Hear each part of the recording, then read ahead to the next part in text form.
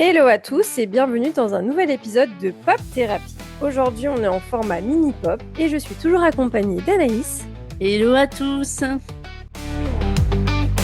Aujourd'hui, on voulait faire un épisode un peu différent parce que toutes les deux et le monde entier aussi a appris la mort de Dolly Parton à travers ses réseaux sociaux. Elle est décédée à 80 ans, une belle vie quand même, mais on avait envie de retracer un petit peu son histoire. Alors pour ceux qui étaient assez branchés Disney, je pense que vous vous rappelez tous de Dolly Parton en tant que tante Dolly dans la série Hannah Montana. J'imagine que ça te parle aussi, Anaïs. Ah oui, complètement. Je pense que je l'ai vu pour la première fois dans Hannah Montana. Je me souviens vraiment très bien de ce personnage qui m'avait fait un peu penser à une nounou d'enfer. Oui, grave. Je vois un peu le style et tout avec les perruques blondes. Elle a quand même une voix hyper reconnaissable quand elle est doublée en France. Même, je pense, dans la VO, elle est hyper reconnaissable. Au départ, moi, je savais pas du tout qui c'était. Je présume qu'aux États-Unis, quand elle est apparue dans un épisode d'Hannah Montana, ça a été un succès. Oui, je pense que oui, oui. Enfin, moi, pour moi, c'est Oui, une c'est vrai que icône de la country. oui, c'est une icône aux États-Unis, ça c'est une certitude. Et même après Hannah Montana, elle a jamais arrêté de se glisser dans notre culture à nous, sans qu'on fasse forcément le lien avec la légende de la country. Il y a un côté un peu, elle est partout. On a grandi et on a vu plusieurs séries ou programmes, etc. Et il y a toujours Dolly Parton qui fait un petit coucou à un moment donné et c'est vraiment quelqu'un Ouais. qu'on a suivi sans vraiment trop s'en rendre compte, entre guillemets. Mais moi, j'ai eu l'impression, en préparant cet épisode, que vraiment, elle aimait un peu les caméos. Oui, complètement. C'est un peu la reine des caméos. Et c'est ça, en fait, qui nous a permis de garder un lien avec elle au fil des générations. Et ce qu'on voulait raconter aujourd'hui, c'est pas forcément faire un hommage un peu larmoyant, mais plutôt on est tombé toutes les deux sur des histoires qu'on aurait bien voulu connaître avant, parce que c'est pas que je m'intéressais pas à Dolly Parton, parce que je connais quelques musiques d'elle, mais je pense que toi comme moi, on savait pas trop son histoire, etc. Et on s'est dit pourquoi pas en faire un épisode, parce que Dolly Parton était une sacrée femme. Oui, carrément. Et on va vous apprendre plein de choses aujourd'hui qui sont super intéressantes et qui font, en tout cas pour ma part, qui renforcent beaucoup l'attachement que j'avais déjà pour elle. Et on va commencer par le commencement, comme d'habitude, comme chaque épisode qu'on fait dans les mini-pop.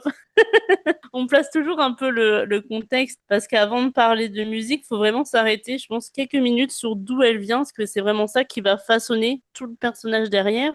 On a donc Dolly Parton qui est née en 1946 dans les Smoky Mountains, dans l'est du Tennessee. Vous savez pourquoi elle aime la country maintenant? Oui, elle est née dedans. Elle est la quatrième d'une fratrie de 12 enfants et elle grandit dans une cabane en bois d'une seule pièce, sans eau courante. Donc sa famille est vraiment pauvre. On a sa mère qui va lui coudre ses vêtements enfants avec un manteau notamment un peu mythique. Elle en parlait souvent dans des interviews. C'est un manteau qui a été cousu à partir de morceaux de tissu récupérés. D'ailleurs, elle en parle pas que dans ses interviews. Il y a aussi une chanson qui lui est dédiée, si je peux dire ça comme ça. C'est Coat of Many Colors. Et on a son père aussi qui n'a jamais appris à lire ni à écrire. C'est un détail qui est hyper important pour la suite parce que précisément c'est ce qui va la pousser quelques années plus tard à consacrer une partie de sa fortune pour l'éducation des enfants. Donc on sent que son histoire elle est vraiment moteur dans tout ce qu'elle va un peu entreprendre dans sa vie. C'est ce contraste-là qui nous a un petit peu plus marqué en préparant l'épisode. Bien entendu, on peut pas la résumer qu'à ça, mais on a quand même cette gamine qui est partie de rien du tout dans une région des plus pauvres des États-Unis à l'époque, et c'est peut-être encore le cas aujourd'hui, et qui va finir par distribuer des centaines de millions de livres à des enfants du monde entier. Donc, on va vous expliquer ça un peu plus tard, mais on a déjà un personnage plutôt fort, je trouve, avec une histoire pas des plus joyeuses. Oui. Bon, on va quand même bien sûr vous parler de musique, hein, parce que c'était quand même une chanteuse aussi avant tout. Et on a une histoire qu'on a adoré creuser avec Anaïs, qui est l'histoire derrière I Will Always Love You, donc ce célèbre titre que tout le monde connaît. Et cette histoire, c'est pas du tout celle que la plupart des gens pensent. Pour vous expliquer, on est en 1967, elle a 21 ans à peine et elle rejoint l'émission télé de Porter Wagoner, qui est déjà une immense star de la country. Ils enchaînent les duos à succès pendant 7 ans. Sauf que la relation professionnelle va devenir de plus en plus étouffante pour Dolly. Et en 1974, elle va décider de voler de ses propres ailes. Et donc pour lui annoncer son départ sans le blesser, elle va écrire une chanson. Pas une chanson d'amour classique, mais plutôt une chanson d'adieu à son mentor. C'était donc la fameuse I Will Always Love You. qui a été écrit le même jour que Jolene. Excusez-moi, madame, d'avoir composé juste 2 gros hits sur la même journée. On n'a pas tous les mêmes talents. Ça, c'est sûr. Et donc forcément, sur le coup, Wagoner est ému aux larmes et il accepte de produire lui-même l'enregistrement. Mais 5 ans plus tard, en 1979, leur relation a tellement mal tourné qu'il décide de la poursuivre en justice en réclamant pas moins de 3 millions de dollars, estimant qu'il l'avait rendu célèbre et qu'il avait le droit à un petit pourcentage de sa carrière à vie. Et je pèse mes mots avec le petit pourcentage, hein. Les hommes, j'ai juste envie de dire ça. Voilà, les hommes.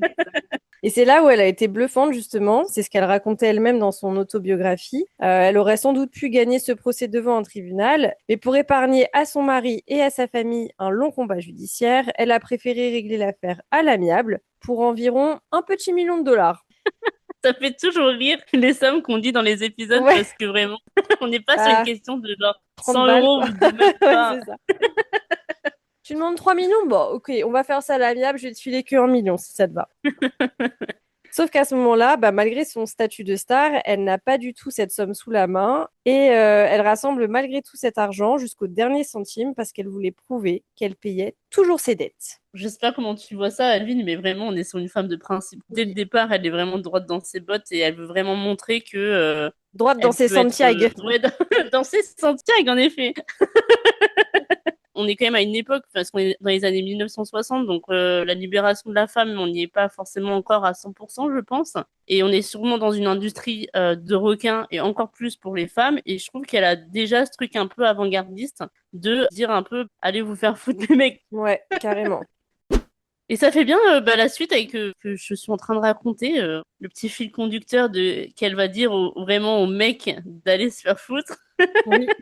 Parce qu'un jour, Madame Dolly Parton va dire tout simplement non à Elvis. On est sur cette même chanson qui va lui offrir une deuxième histoire complètement folle. On est à sa sortie en 1974. La chanson, donc, I Will Always Love You. Cette chanson, elle devient numéro 1 du classement country. Et là, Elvis Presley lui-même tombe sous le charme de cette chanson et demande à Dolly Parton s'il peut enregistrer cette chanson. Elle raconte avoir été folle de joie, ce qui n'est pas étonnant quand Elvis Presley te dit bonjour madame, j'aimerais réenregistrer votre chanson s'il vous plaît. Je pense que tu as Oui, envie de le crier au monde entier. t'as un petit feu d'artifice dans le ventre, hein. C'est en effet le cas, elle va le dire à absolument tout le monde que Elvis Presley allait chanter sa chanson. Tout est prêt, il y a la séance d'enregistrement qui se prépare, etc. Sauf que la veille, elle reçoit un appel du manager d'Elvis, le fameux colonel Tom Parker. Et il lui pose une condition dont personne ne lui avait parlé avant. Elvis n'enregistrerait le titre que si elle cédait la moitié des droits d'édition. Rien que ça, voilà.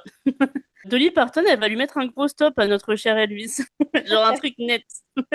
Elle va lui répondre en gros que il s'agit d'un copyright, donc le copyright le plus important de toute sa maison d'édition et qu'elle ne peut pas faire ça, même pour Elvis Presley. Il faut quand même en avoir une sacrée paire pour dire non à Elvis Presley. L'enregistrement est annulé sur le champ. Elle raconte avoir pleuré toute la nuit, Bichette. Ça me fait trop la peine. Bah oui.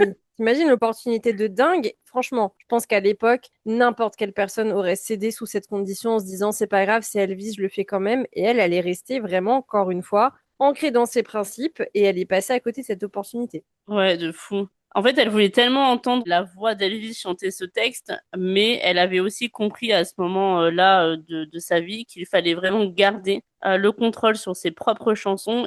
Elle compare souvent ses chansons à ses propres enfants pour vous dire un petit peu, au-delà de la valeur, on va dire, commerciale, il y a aussi cette valeur sentimentale qui est très importante pour elle. Et il y a un dernier détail qui nous a aussi un petit peu bouleversé, c'est que des années plus tard, Priscilla Presley, elle confie à Dolly Parton qu'Elvis avait quand même chanté I Will Always Love You à elle, en privé, le jour de leur divorce, sur les marches du tribunal. Je veux pas dire, hein, j'adore Elvis Presley, mais un Ouais, peu drama le pareil. mec quand même. Ouais, pas...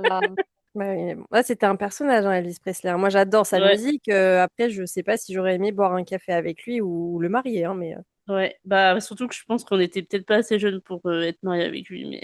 non.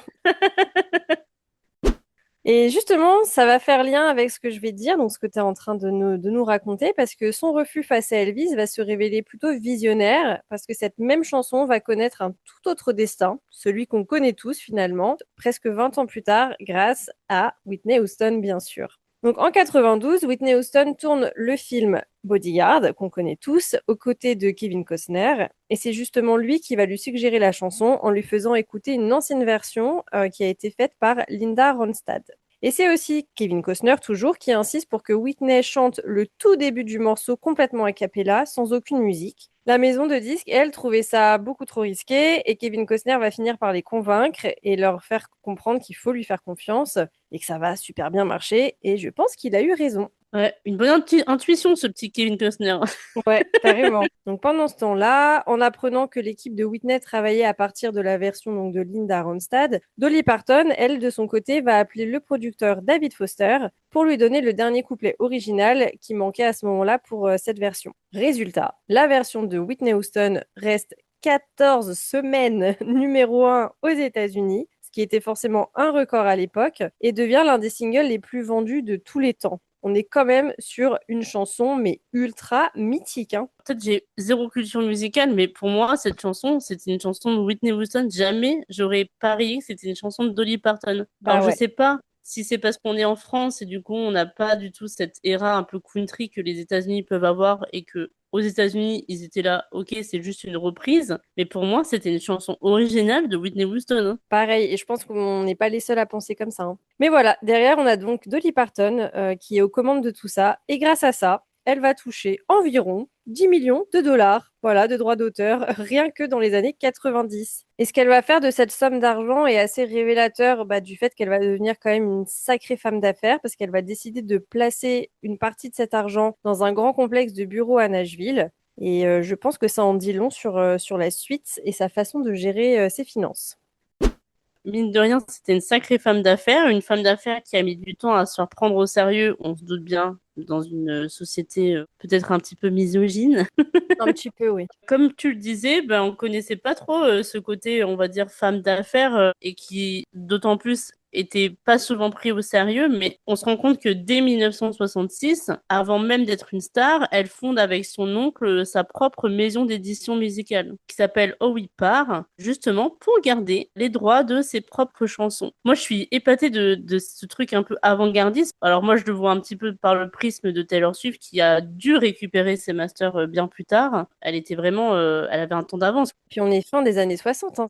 Et en fait, c'est un choix avec du recul qui va se révéler être une des meilleures décisions de sa vie, une décision des plus rentables de toute sa carrière. Quand on repense à tout ce qu'on vient de raconter sur Elvis et Whitney Houston, si elle avait pas fondé sa maison d'édition musicale, clairement, je pense que ses droits musicaux se seraient un petit peu dilapidés entre chaque entité qui aurait eu les droits de cette musique et de tout son Complètement. catalogue musical. Et elle ne s'arrête pas là, donc elle a monté son label, en gros, hein, je l'interprète comme ça, mais elle a aussi monté sa propre société de production, Sand Dollar Production, avec son manager toujours, Sandy Gallin. Le plus improbable, c'est que cette société, si vous ne le savez pas, eh bien, on lui doit des séries plutôt connues, comme Buffy contre les vampires, son spin-off, Angel, et plusieurs remakes de films bien connus. On a du mal à s'imaginer à première vue un lien entre l'univers de Dolly Parton et de Buffy, et pourtant, il y en a un. Et c'est assez drôle parce que on avait fait un épisode sur Buffy, sur le fait que Buffy était mine de rien un personnage ultra féministe. Je trouve que ça colle bien aussi avec la personnalité de Dolly Parton, tu vois. Oui, ça marche bien de se dire qu'elle est encore une fois derrière aux manettes de Buffy. C'est absolument parfait, je trouve. En 1986, elle va réinvestir une bonne partie de sa fortune dans sa région natale, donc l'Est du Tennessee, en créant un parc qui s'appelle Dollywood, qui devient un vrai moteur économique pour toute la zone. Moi, j'adore le nom. Ouais, Dollywood, c'est tellement bien trouvé. Enfin, Dollywood, c'est génial. j'imagine combien ça a dû être un moteur économique pour cette zone un petit peu, on va dire, appauvrie des États-Unis. Je me dis, l'idée du siècle, elle aurait pu faire ça à Hollywood, par exemple. Plutôt risqué, mais plutôt réussi. Ce qui est assez fou avec Dolly Parton, c'est qu'elle avait beaucoup d'autodérision sur elle. Je pense que c'était aussi une manière de se protéger peut-être des critiques qu'elle pouvait recevoir à l'époque. Mais elle résumait très bien elle-même ce décalage donc entre son image et sa vraie tête de femme d'affaires. Elle disait que elle a l'air d'une femme mais qu'elle pense comme un homme. Et non déplaise aux plus grands hommes d'affaires, eh bien Dolly Parton, malgré son petit gabarit, sa petite voix, etc., elle avait toujours un coup d'avance.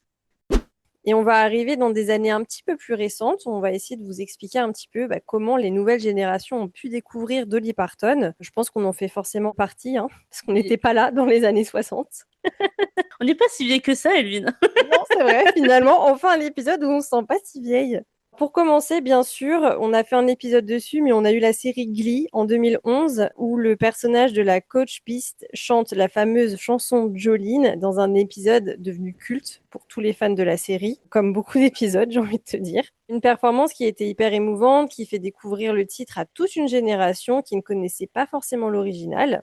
Plus récemment, elle est carrément devenue une habituée des featuring avec des artistes super jeunes. Donc pour vous citer ça, quelques exemples. En 2023, sur son album Rockstar, elle va enregistrer un duo de Wrecking Ball avec Miley Cyrus. Pour la petite anecdote, je ne sais pas si vous le saviez, mais Miley Cyrus est tout simplement sa filleule dans la vraie vie. Donc Dolly Parton est la marraine de Miley Cyrus. En 2024, elle va apparaître sur Cowboy Carter, l'album country de Beyoncé, qui reprend justement aussi Jolene, mais à sa façon. Et puis en février 2025, on a eu ce duo qui a complètement enflammé les réseaux, où elle a rejoint Sabrina Carpenter sur une version remaniée de Please, Please, Please pour l'édition de luxe de l'album Short and Sweet de Sabrina. Et c'est vrai que ça a vachement fait le tour des réseaux et c'était super bien. Et il faut savoir que Dolly Parton avait posé une condition avant d'accepter. Donc, elle avait prévenu Sabrina qu'elle ne disait pas de gros mots ou qu'elle ne se moquait pas de Jésus et qu'elle ne parlait pas mal de Dieu devant une caméra.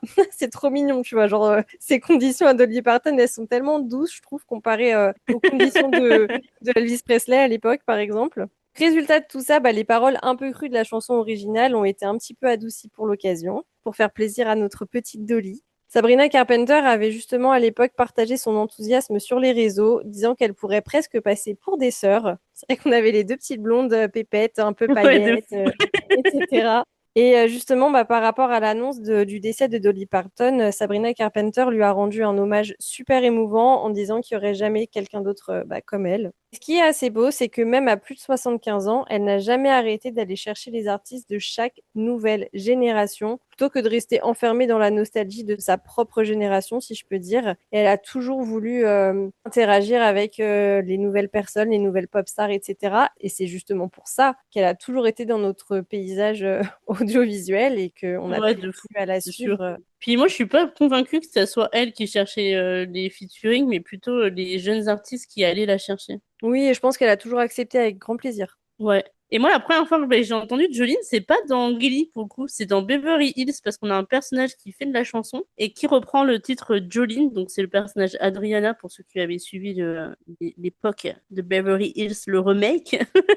Et c'est comme ça que, en fait, j'ai découvert la chanson de Jolene et qu'ensuite j'ai découvert que c'était Dolly Parton qui l'a chantée et que ensuite j'ai découvert son catalogue musical. Ah ouais, ok. Ouais, c'est marrant. Non, moi, je me rappelle, j'ai découvert Jolene vraiment sous Dolly Parton, vraiment interprétée par Dolly Parton. J'adorais cette musique, j'adore toujours autant cette musique, et forcément, ça a été un énorme plaisir pour moi de la découvrir réinterprétée dans Glee, parce que comme d'habitude, ils font toujours des super versions, tout simplement. Il y a eu beaucoup d'hommages qui ont été rendus à Dolly Parton depuis hier et je sais pas si tu as remarqué, mais il y a vraiment deux teams. Il y a ceux qui vraiment publient à travers leurs réseaux sociaux et il y en a d'autres qui font carrément des tributes. Alors, je dis en version française, mais en gros, c'est des petits textes qu'ils envoient aux journaux pour que ça soit publié. Et notre chère Taylor Swift n'a pas choisi les réseaux sociaux pour lui rendre hommage, mais une petite tribute Ah ok, qui ouais, est je assez sais. émouvante aussi. Et on revient à ce qu'on disait au début sur son enfance. Si vous avez été studieux jusqu'à présent, vous avez retenu qu'elle n'a pas eu une enfance facile. Et malgré cette enfance, on va dire, difficile, elle n'a jamais oublié d'où elle venait. Malgré sa réussite financière, malgré sa popularité, elle a redistribué une partie énorme de sa fortune. Rien qu'en 95, elle va fonder l'Imagination Library, qui est un programme qui envoie gratuitement un livre par mois à des enfants de leur naissance jusqu'à leurs 5 ans. C'est un programme qui lui est directement inspiré par son père. Comme on l'avait dit au début, son père ne savait ni lire ni écrire. Ce programme-là n'était même pas sous condition de revenus. C'est que chaque enfant recevait un livre de sa naissance jusqu'à ses 5 ans. C'est fou quand même. Je trouve Enfin, ça incroyablement beau de penser à faire ça. Et au moment de sa mort, ce programme avait distribué plus de 300 millions de livres à travers les États-Unis, le Canada, le Royaume-Uni, l'Australie et l'Irlande, parce que du coup, ce sont des livres anglophones. C'est pour ça que nous, on n'en a pas eu. Et elle avait aussi fondé, dès 1988, la Dollywood Foundation. J'adore ce... Voilà, il À met des petits Dollywood, enfants. c'est vraiment.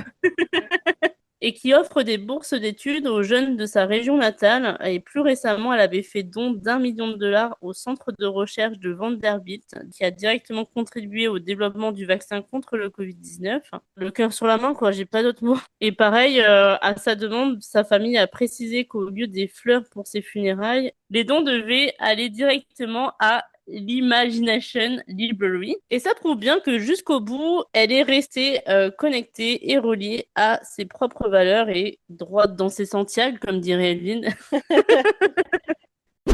Et donc pour finir, on va vous faire un micro résumé de tout ce qu'on vient de vous dire et de ce qu'on avait envie de vous laisser un petit peu en tête, si je peux dire. Donc on a cette petite fille qui est née dans une cabane sans eau courante, avec un père qui ne savait ni lire ni écrire, et qui est devenue l'une des plus grandes stars mondiales, qui a tenu tête à son mentor, et ensuite qui ne s'est pas arrêtée là, et qui a décidé de tenir tête au clan d'Elvis Presley, qui a construit tout un empire à partir d'une seule chanson et qui reste malgré tout assez proche de la culture actuelle et qui, comme tu le disais, finit par redonner une partie astronomique de tout ça à des enfants qui n'avaient pas forcément la chance d'avoir accès à l'éducation. La plupart des personnes de notre génération ont pu la découvrir via Hannah Montana, comme on le disait, en tant que tante Dolly, sans jamais se douter de tout ce qu'il y avait derrière. C'est un peu dommage de découvrir ça maintenant, entre guillemets, ou en tout cas de creuser seulement maintenant après son décès. Mais voilà, on est contente d'avoir eu toutes ces informations et de pouvoir les partager avec vous durant cet épisode parce que je trouve que c'est le plus bel hommage qu'on puisse lui rendre.